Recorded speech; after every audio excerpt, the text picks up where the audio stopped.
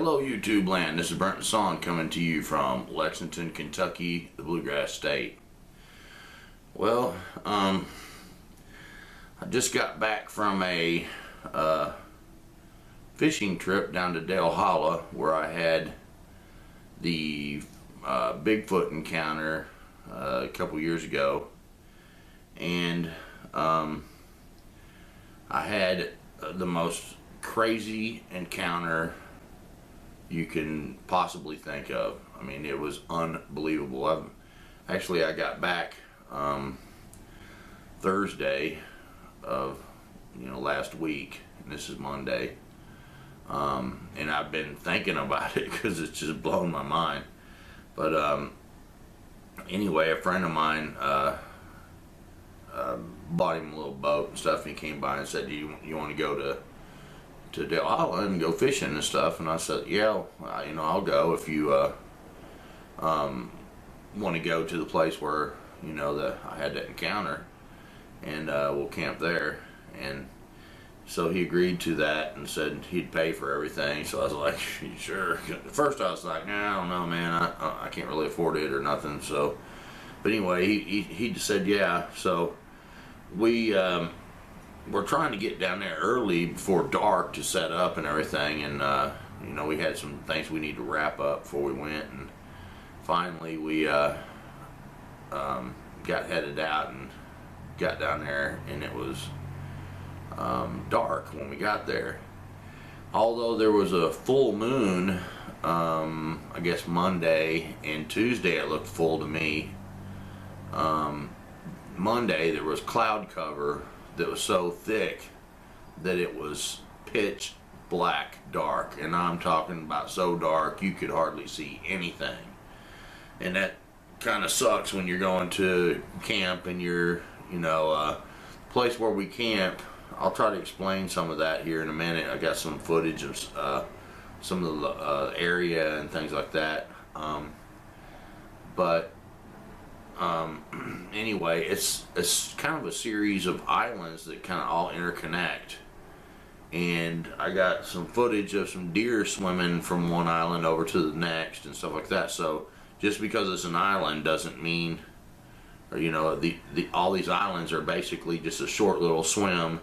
You can see deer wading across and getting to them and stuff like that. So it's not like isolated or anything like that, and I think that these Bigfoot may be managing these deer herds as a food source so that they can stay on these islands, because I've had the Bigfoot encounter in the spring, and then I've had one kind of towards the end of summer, just the other day.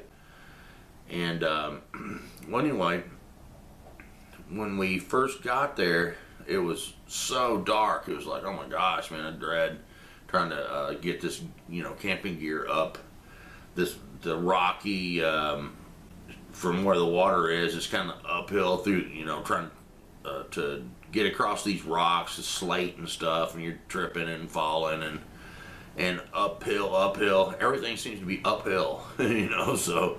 Because these islands are like mountains, I mean, they're really quite magnificent when you're looking at them. It's like little mountains out in the middle of these lakes, And anyway, we was getting the camping gear up to the area where we camp usually when we go there, because we've been there, many a times and camped, so we kind of know the area now fairly well. And so we were packing the camping gear up there, and I was dropping some and going back down to the boat and bringing a little bit more up and dropping it, and where I've had some kind of some health issues and stuff. I'm out of shape real bad, gained a lot of weight, and so I'm huffing and puffing, and it's like, oh my gosh, it's freaking about killing me already. And anyway, at one point, and I have some footage to kind of show you the area and stuff that we'll show you here in a minute, and some other things too that are kind of interesting. When I got up the hill, at one point, he was kind of near, kind of close behind me. um, I seen these red eyes. They're back in the up the hill, maybe 60, 70 yards, something like that away. These two red dots looking right at us, and it turned. And when it turned, I guess it was kind of heading diagonally down the hill, because they were apart like this, but when it turned, you could still see two, but they were closer together, so you could tell it turned, but it didn't turn completely away. And it starts cruising across the landscape, and I couldn't tell how far it was in the woods because it was so pitch black dark. So I was fumbling around to get my flashlight, and I found a flashlight, and I held it up. I was like, "What the hell is that?" And my friend, he's like, "Bigfoot," you know. So I don't know. I guess he kind of believes in Bigfoot and stuff, but in a way, I think he's kind of poking fun at it a little bit. But anyway, yeah, I was kind of wondering, well, what do you think that is? Because when it cruised across from where it started, it was just so smooth. It was like there was no bobbing up and down. Like normally when a human runs, you can see head bobbing, you know, or deer, they'll kind of bounce even. Most things have a bounce in it, but usually the Bigfoot sightings and stuff, when people see them run, they say that they glide. And that's exactly what it looked like. It was so smooth, it almost looked like it was flying or on some tracks or something, sledding down the hill or something. And anyway, it went off and disappeared. And that was the first night we were there. And you know, I was kind of thinking, well, that, you know, could have been whatever. But the problem I had with it was that it was so pitch black dark, there was no light source to make that thing have red eyes, to be like a reflection. I couldn't tell, because we're out here in the middle of nowhere on an island camping, and I didn't have my flashlight out yet. I wasn't shining that flashlight. I kind of knew where stuff was enough to take stuff up and drop it, and then we were going to get the lights out, because we had stopped at several places trying to find globes for the lanterns, because his lanterns had busted the glass globes on them, and we stopped a few different places like Dick's Sporting Goods and stuff like that, and none of them had the stuff to fix those. So we were trying to contemplate what we're going to do for lighting, and luckily I'd had some of the through night flashlights that I had, you know, gotten from those companies that were sending them to me to give shout outs about. But you know, it's not a good way to light up a campsite. It's a beam of light, you know. You set them on a table or something and have them point in one direction, or, you know. So it was, you know, I didn't even worry to get those out until we just got all our stuff up and dropped it. We could see enough to where we parked just to get it up there, you know, and just drop the stuff, and then we get the flashlights out and try to figure out how we're going to do this. And anyway, so I kind of, you know, blew it off that first night about the red eyes. I was trying not to think about it because it was so dark. It was kind of scary to me a little bit. Yeah, I was kind of a little bit nervous about it, to tell you the truth. And then where this boat, he just bought it. He was wanting to go check it out. He's like, well, I'm gonna go back out in the boat, and he turned his boat lights on and stuff, and was messing around with his boat, and because it's new to him and all that. And so I'm up there by myself, you know, with the flashlight, looking around, trying to build a fire, and you know, and I didn't want to be sitting there in the dark. And well, anyway, the first night passes, you know, and I start fishing the next day, and I get some footage, and I talk about seeing the red eyes, and I, you know, got some footage of where I thought it happened. I even went up into the woods and stuff, and I look at some of the some things that kind of look like tree leaners, but I did find one arch. And I didn't get real close to it because it was way on up the hill, and everywhere you stepped, you're running into cobwebs and freaking big, huge spiders in them. And I know you can't hardly see that on camera, but it was like, man, screw this, need to go back down there and get me a stick or something and wipe these spider webs out.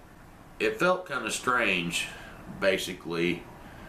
So, the further I'd go up the hill, the weirder it felt. It felt like, don't go there.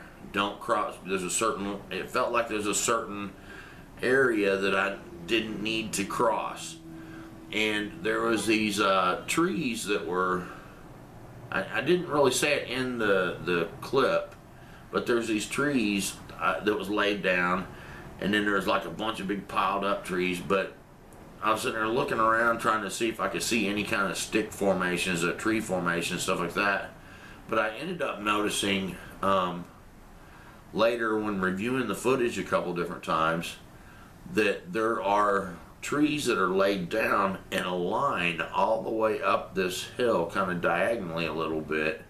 And that was the exact area that every time I started getting close to, I would hear stuff crashing through the canopy. There's like, you could hear it hitting leaves and stuff, and you'd hear it, but I could never see where the rock hit or whatever it was. So I was like, well, maybe that's something falling out of the tree. And, then I'd go press on, I'd look around, it's like, and you'd hear something hitting. And then there's another time where, I show one place where I thought I saw something looking over the bush and bobbing back down and stuff, and but anyway, I think that there's some stuff that's interesting in this footage. And then the last night was what was crazy. I mean, I went to bed and I woke up with these leg cramps and stuff, and I got out of the tent and I went and built the fire back up a little bit, and it's like, oh man, I had to walk around and walk these leg cramps off, and it was horrible to get leg cramps inside of a tent, because when you get leg cramps in a tent, it's hard to get up because you need to bend your leg, and once you bend your leg, the cramp gets 10 times worse, and so it's a very painful kind of thing. But anyway, I dealt with that, and I walked the cramps off and stuff, and I got back into the tent, and I was laying down to go to sleep. Now the first night I slept in the main tent. We only had one tent set up, and I slept in that, and my friend ended up sleeping in the boat for some reason. He said because I was snoring, but either way, but we had one tent set up. And the next night he had called a girlfriend of his, and she came down, and he went and picked her up at the marina, and so we set another little tent up for me so they could have the main tent, and the little tent was too small.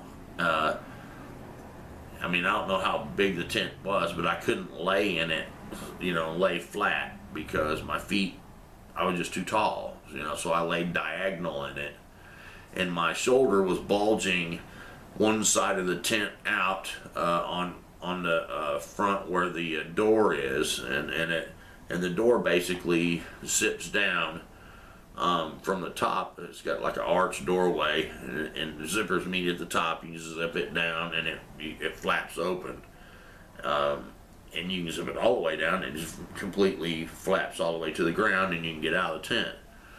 And so I was laying there in this tent, diagonal, with my head up towards the door, and it was so stuffy in there, where it's August and all, that I had the top zipped down about 1.5 feet, and it was flapped over, and it was just completely open. And as I'm laying there, my shoulders bulging the side of the tent out, and then my feet are kind of bulging the other corner out. And I was sitting there trying to get comfortable, with roots under my back. It, didn't set it up in a great spot. And you know, I'm trying to go to sleep, and finally I ended up kind of dozing off, and I woke up, and something was feeling my shoulder. It was like grabbing my shoulder, feeling me. It wasn't like grabbing me, trying to hurt me or something. It was like, it seemed like it was feeling like, what's that? You know, something's bulging inside this tent out. What is that? So it was like feeling me, and I instantly elbowed it like whack, whack, whack, whack, like 3 times real fast. And I was like, you know, it was probably like a little girl or something, man. It was like, you know. And I hit whatever it was, you know, a couple of times at least, you know, because I felt it hit it, you know. And I thought, well, wonder what kind of animal that is coming up out of a sleep, you know. It's like, you know, I was trying to figure out what kind of animal that might be that was messing with my shoulder. And immediately after that, where I had the arch part zipped down at the door, I have it zipped down about 1.5 feet and flapped over. Immediately, almost after I elbowed that, an arm came in through the front of the tent.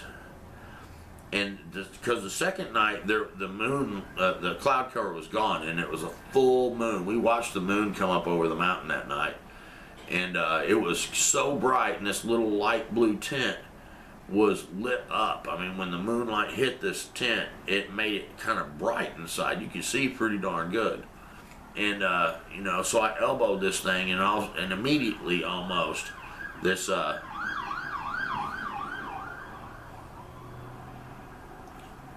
well, anyway, after I elbowed this thing a couple of times and hit it, almost immediately through that half round arch that I had unzipped, an arm comes in, and I saw the arm come in out of my peripheral vision. I looked over immediately, and it was coming down, and it grabbed me on this shoulder, and it was feeling me again.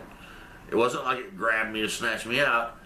I was worried about that, you know, later, but it grabbed me, and it was like squish, squish, squish, squish. It was touching me. It seemed like it was feeling me. I mean, I could be wrong, I don't know. But that's what it seemed like to me. And I could see this arm well.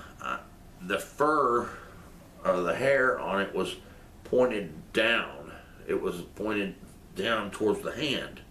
That's because it came in, and this the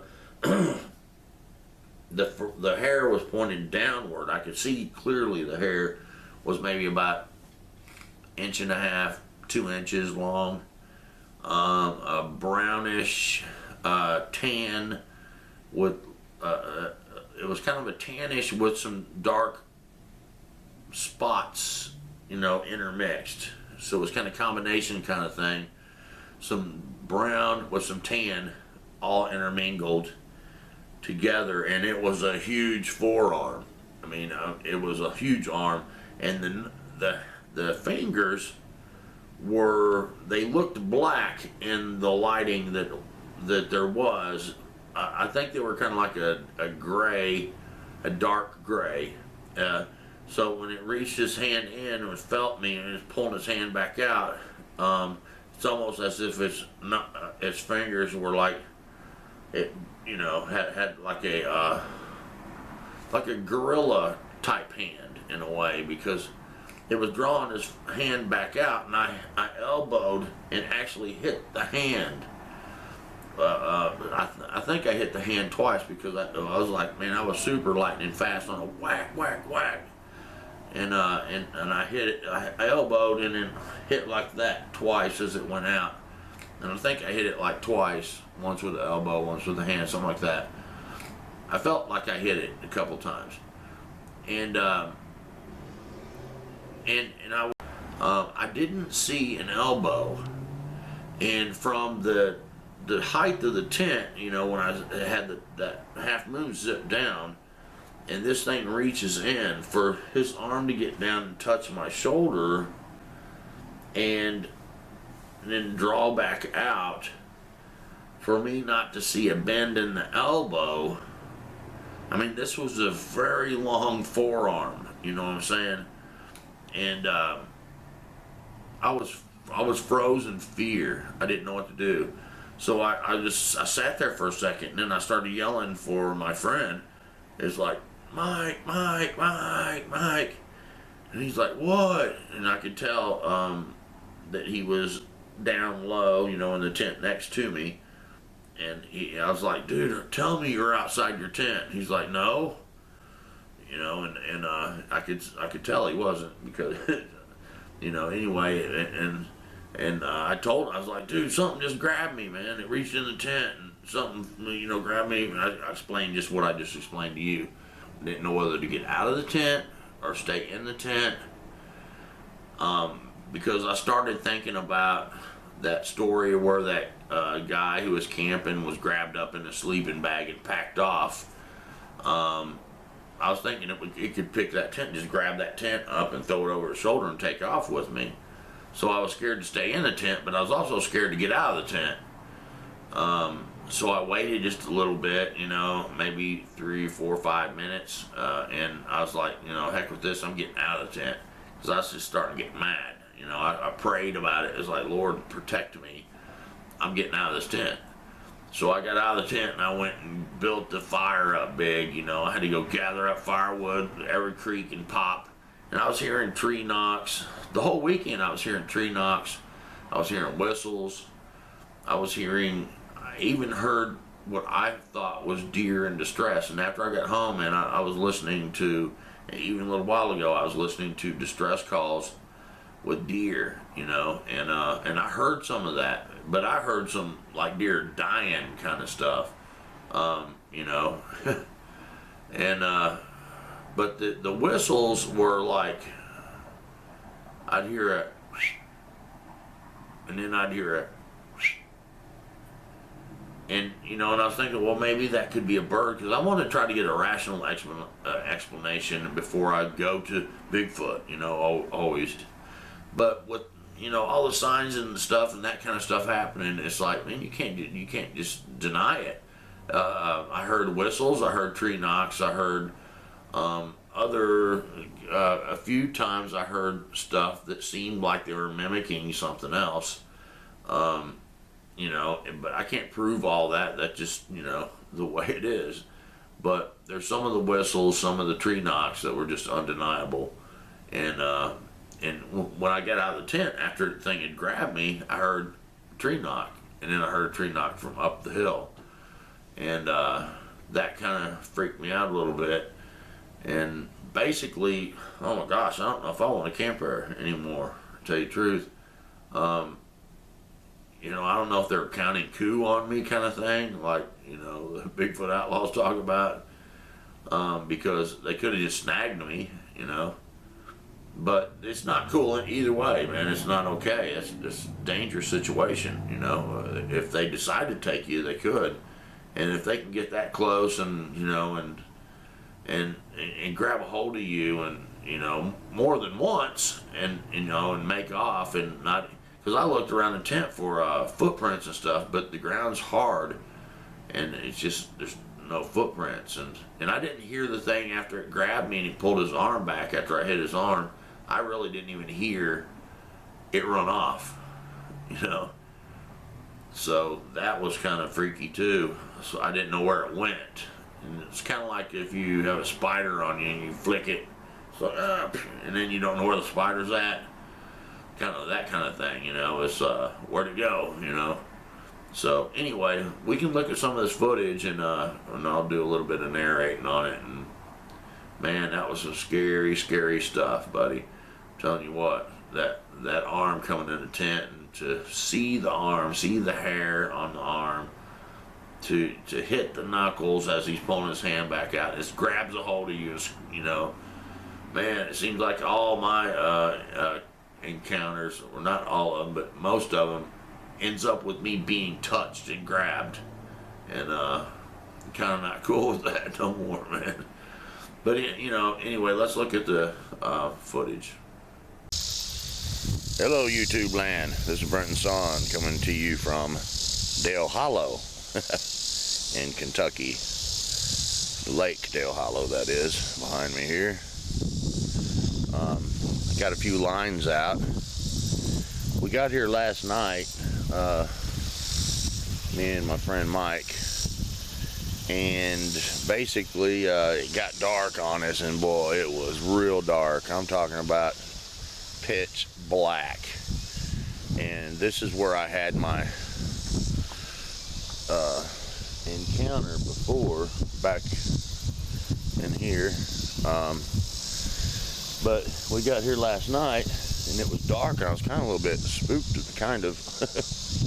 And got the tent set up and all that stuff, and I was looking around. I usually go and flip over little logs and things like that. We were looking for some firewood, and I gather up some red worms and I fish with those.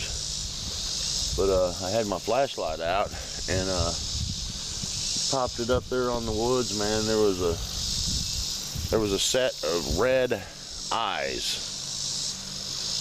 right over in here, and it basically was like two eyes like this, and then it kind of turned to where you could still see the two, but it went across through this way.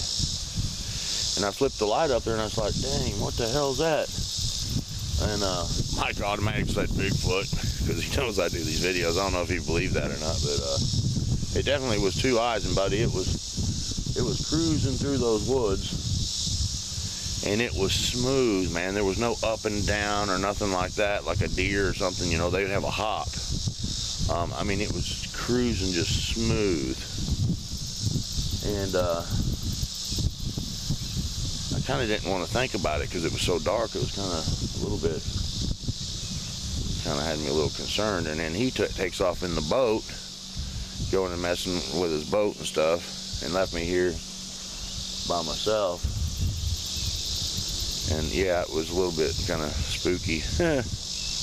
But sure enough, man, some red eyes. I haven't heard any, like, last time there was like trees being pushed over like four different times. And I mean, huge snaps, like crack, you know, and stuff falling. But anyway, I thought I might go up here and look, see if we see any tree leaners or, you know, something like that, some formations. All right, cool. Okay, we're up here. It came from maybe starting right in here somewhere and went across through there. Seems a little more cleared out than it was before. It used to be real thick in there for some reason. But it looks like there's like a valley down through here, and it goes on out and you can get to the water. Yeah, you just kind of cruise through this area and stay low. For sure. The hell was that? Sounded like something just went through the canopy. Might have been a limb or something. Hoping it ain't a rock being thrown. Yeah. I'll go up in there and see what we can see. Boy, a bunch of buildup of tree limbs. I don't know if you can see that. They're like old trees just fell over, kind of stacked all up through there. But you know, that could just be stuff falling over. That might be some of the trees that fell at the time I was here before. But there was like 4 times, man, something went crashing. Yeah, see that you can go all the way up there. There's the ridge up there. So it wasn't running on the ridge. It was doing like the military style, special forces.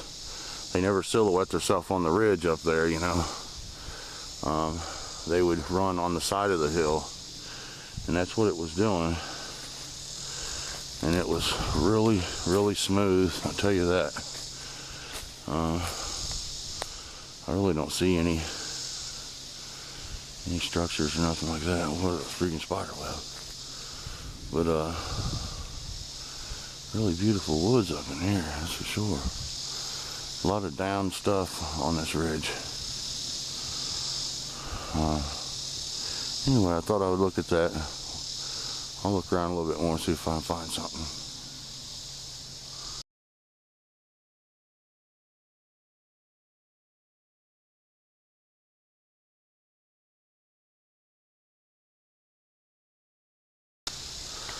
That's kind of a weird one. It goes up and it kind of curves over into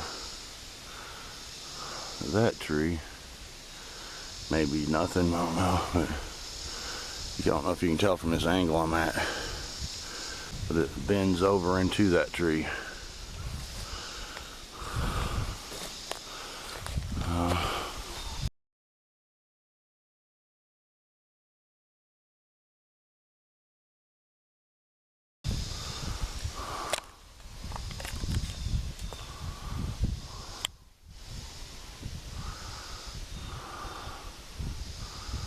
Maybe cleaner, I don't know. There, maybe.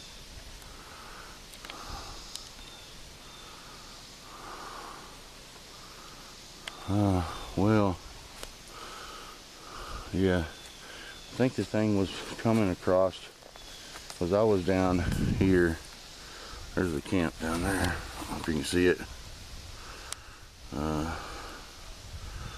There's the tent. It seemed like it was coming about where I'm at here, and it was cruising through here, but starting back there where I was, where the ravine is.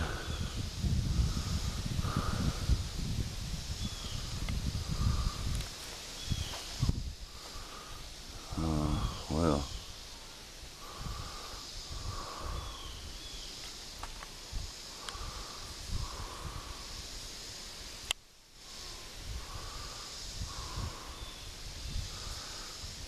anyway, I've got some fishing lines out. I'll try to catch me a little something, something. Really beautiful woods, though. I'm gonna get out of here because I keep getting spider webs to the face. Alrighty. It seemed like there was something looking up over the top of this. It seemed like there was something looking over the top of that bush right in there, and then it ducked down when I looked, but it ducked down real slow. Oh, I can't hold it steady, sorry folks. My big fat hand won't sit in this thing right. Yeah, it was kind of a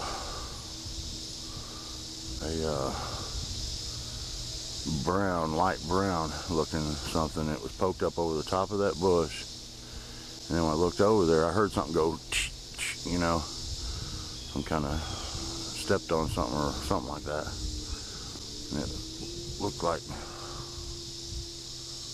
almost looks like it's trying to peek right then, but it looked like something went down real slow.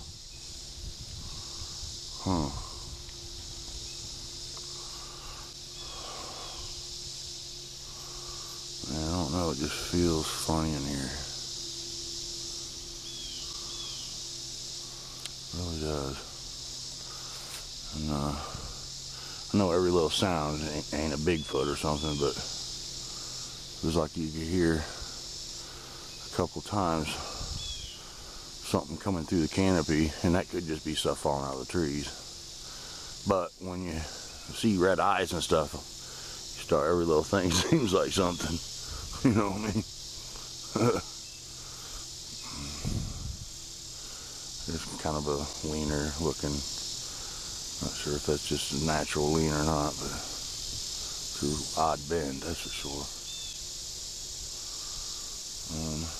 Alright, let's go look around some more.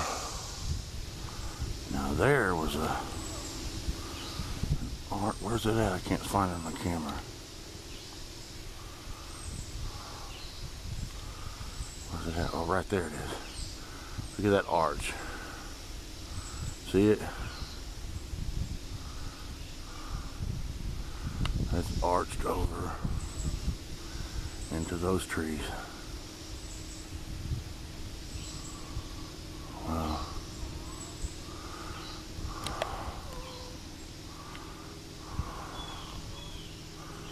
Huh. I kind of want to go up there. Man, so many freaking spider webs everywhere between these trees, man. You just take them in the face. And I should have brought something to whack them down. I might go up here in a little bit, but I'm gonna go down and check my lines. I got a fishing pole. I got 3 of them in the water. But anyway, that's an arch for sure. Now, I had put this in a video before, but I was fishing down here that weekend where we had the trees being pushed over, and I saw the thing running from left to right a couple years ago, I guess it was. But anyway, I was fishing down there, and the water was down probably where the water line is now. It was another, man, 15 foot of, you know, sloping down. You can see in my fishing video that I made, me walking all the way down through them rocks, how far it was. But anyway, as I was fishing for that weekend, 2 or 3 days we were here, these nuts, I forget what kind they're called, but they were coming from that tree, and they were falling in the water. But at that time, I mean, they couldn't even fall into the water right now because it's just, the water's too far that way. But I kept thinking, well, they're falling out of that tree, out of this tree into the water. But you go another 15 foot that way, there's just no way, man. Even with the wind blowing, it's not gonna. But I think there was more bushes grown up here, taller. I think there was something throwing those things into the water, and they were behind these bushes that were here. It looks like they've come here and weed eated and hacked a bunch of stuff down. Just, it's a lot more clear than it was before, it seems like. But yeah, that's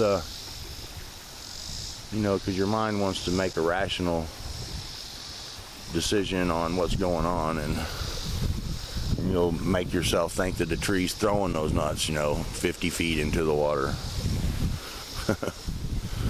But anyway, I'll go over here and see what. Got these fishing poles tied up into the bank here. There's a bobber on one of them out there somewhere.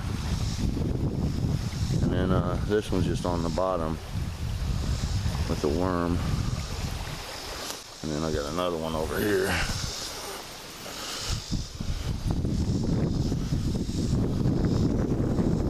Got some red worms for us.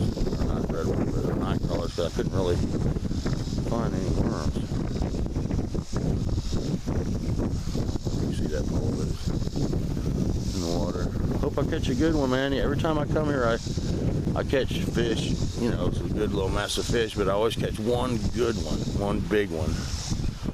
The biggest one I caught was like 14 pounds. And I caught a 7.5 pounder and then a 8 pounder catfish that I showed in that one video. Cooked it up. Okay, I'm out for a few.